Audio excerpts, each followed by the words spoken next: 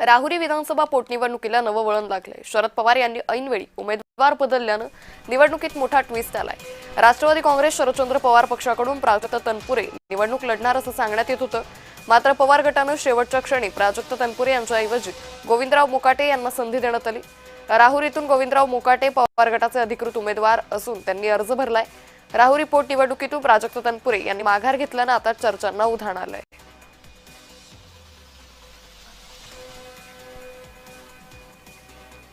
शिवाजी कर्डिलेंच्या निधनानंतरची निवडणूक असल्या कारणानं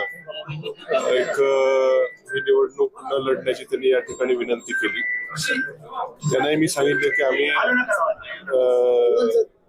भावना आमच्या देखील आहेत, परंतु जे काय 15 दिवस मी मतदारसंघात विशेषतः राहुरी तालुक्यात फिरताना या तालुक्याचे जे काय प्रश्न आहेत, या तालुक्याच्या अस्मिता असेल, प्रश्न असेल, समस्या असतील, त्याकरताच निवडणूक लढवणं हा उद्देश माझा त्या ठिकाणी होता। त्याची पहिल्यापासूनची निवडणूक न लढवण्याची इच्छा होती। कार्यकर्त्यांचा दबाव त्यांच्या वाढत होता, त्यामुळे कार्यकर्त्यांना विश्वासात घेऊन मी निवडणुकीच्या बाबतीमध्ये निर्णय घेतो अशा प्रकारचा त्यांनी निरोप दिला होता। आणि म्हणून सकाळी आपण दुपारी 1 वाजेपर्यंत आपण त्यांच्याशी संवाद करत होतो।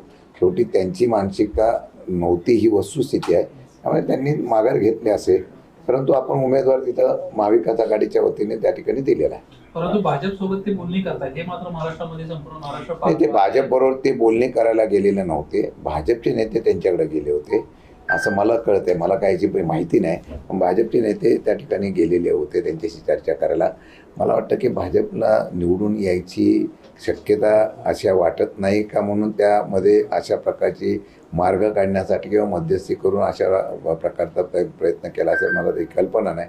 परंतु मला वाटतं की शेवटी संघर्षातून कार्यकर्ता उभा राहत असतो आणि संघर्षामध्ये जे कार्यकर्ते लढत आहेत त्यांना पाठबळ देणं गरजेचं असतं। मला वाटतं तशा निर्णय आम्ही निवडणुकीला घेतो।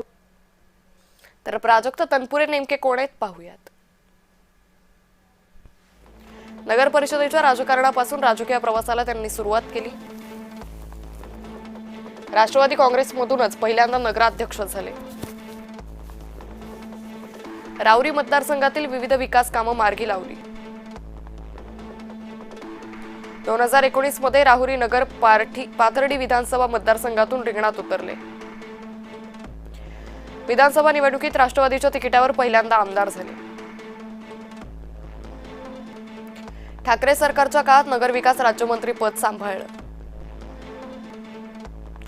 लहानपणापासूनच राजकारणाचं बाळकडू मिळालंय। माजी खासदार प्रसाद तनपुरे आणि उषा तनपुरे यांचे ते पुत्र आहेत। उषा तनपुरे या जयंत पाटील यांच्या भगिनी आहेत। आजोबा बाबूराव दादा तनपुरे 10 वर्ष आमदार होते।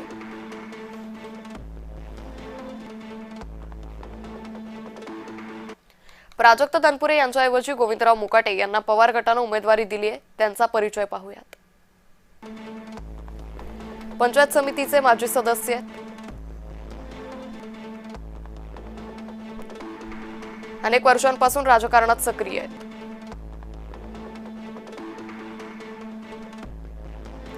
दक्षिणेतील राजकीय सामाजिक क्षेत्रातील मोठं नाव आहे। मागील 20 वर्षांपासून इमामपूर ग्रामपंचायतीतील एक हाती सत्ता ते सांभाळत आहे। मुलगी जेऊर जिल्हा परिषद गटाच्या माजी सदस्य आहेत।